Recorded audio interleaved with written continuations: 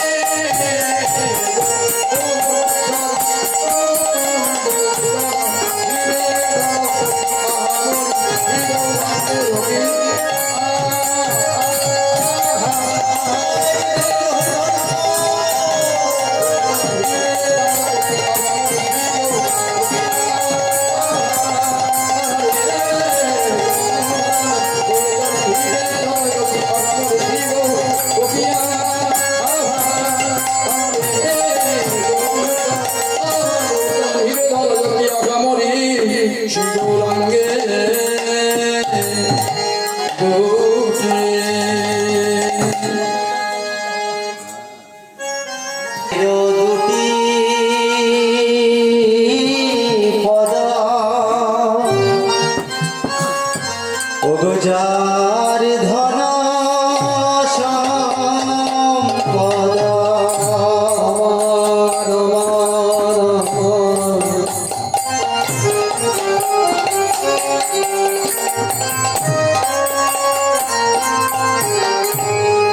গৌরাঙ্গের দুটি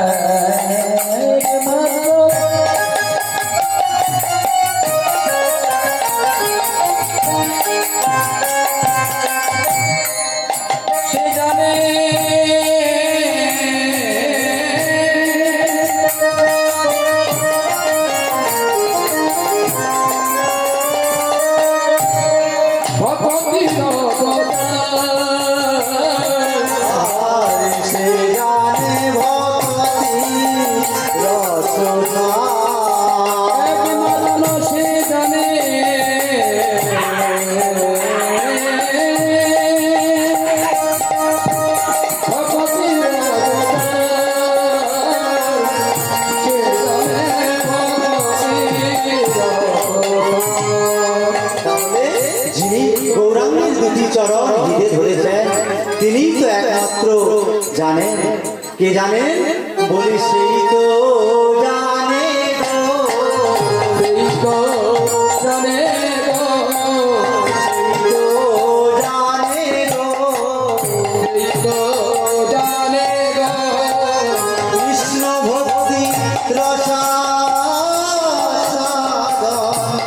সেই তো জানে গো, ভক্তি রসস্বাদ, সেই তো জানে গো, আমি জনে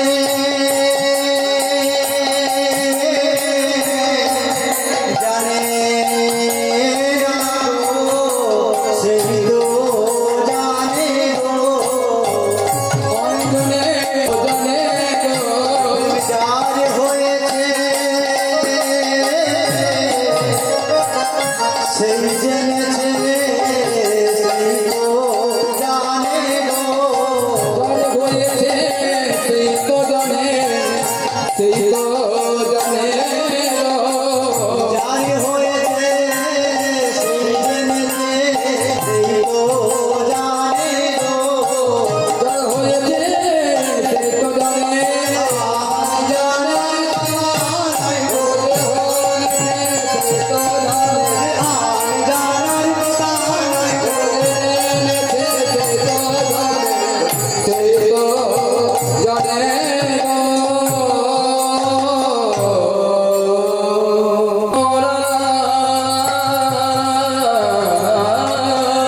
চলো সংকীর্তন যজ্ঞে জীবের পরম উপায়।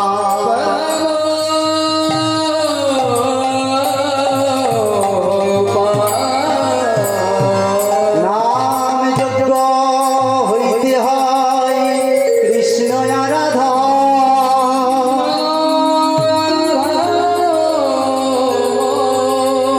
সেই সে সুমেধা পায় শ্রীকৃষ্ণের চরণ।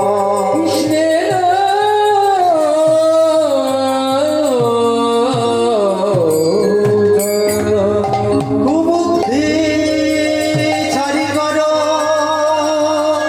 শ্রবণ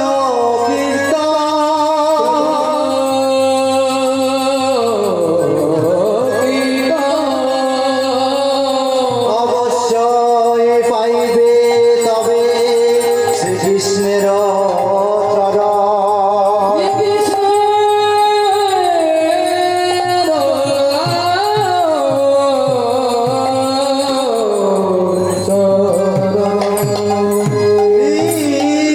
চিকুল প্রভু নহে ভজনে রাজগ,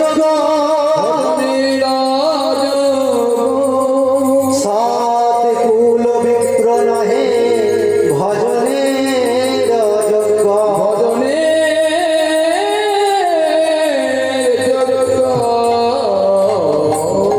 যেই ভজে সেই বড় ভক্তহীন সা,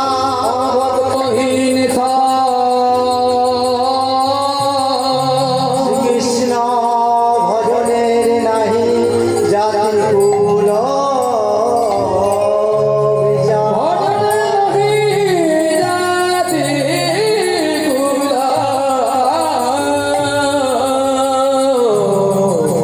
বিচার।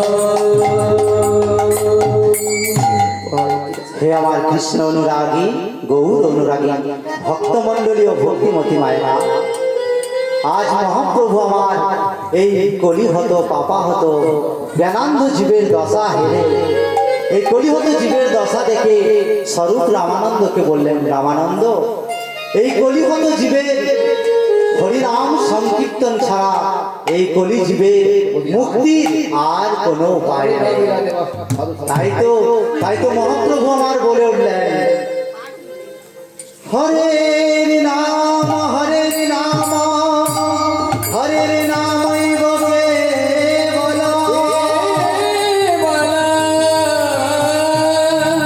বলো নাস্তে নাস্তে নাস্তে গতি রণনাথা, গোপীনাথ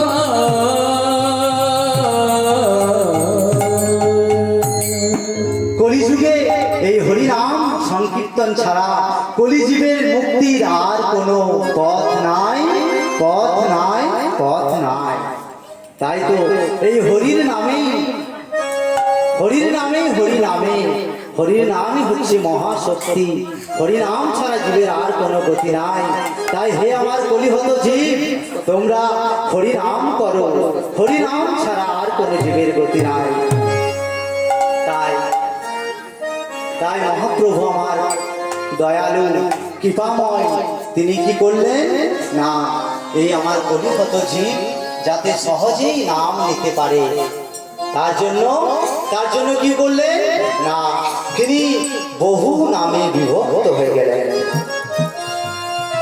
যাতে আমার এই ভক্তরা, যাতে আমার ভক্তরা খুব সহজেই নাম নিতে পারে, তার জন্য এক নামকে তিনি বহু ভাগে বিভক্ত করলেন।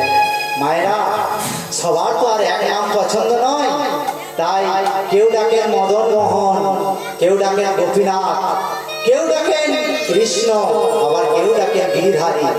যার যে নামে ভক্তি আসে, যার যে নামটা ডাকতে ভালো লাগে, সে যদি একবার তনু মন প্রাণ জারি করে একবার যদি ডাকার মতো ডাকতে পারে, কৃষ্ণ হে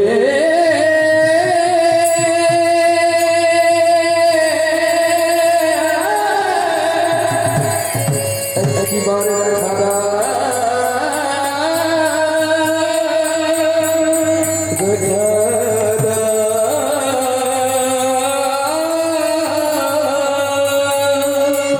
একবার যদি তনু মন প্রাণ জারি করে ডাকার মতো ডাকতে পারে, তাহলে তাহলে হরির নামে তো হরি নামে, তাহলে হরির নামে তো হরি নামে।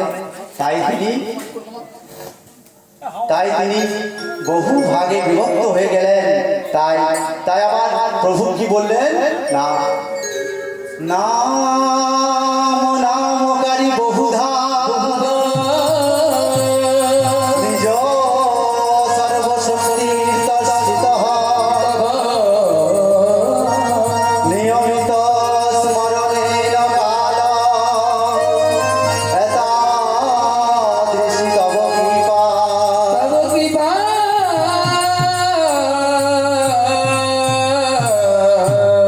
ভগবান মমাপি দুদৈব মীদৃশ বিহাজনি নানোরা।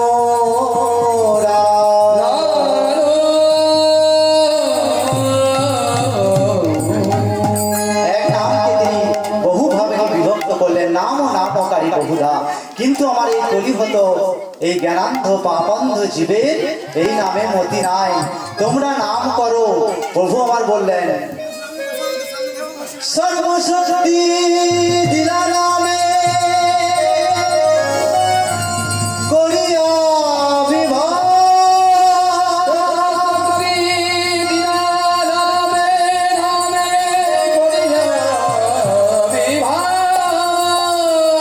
কিন্তু আমার এ দুদৈব নামে নহে অনুরাগ।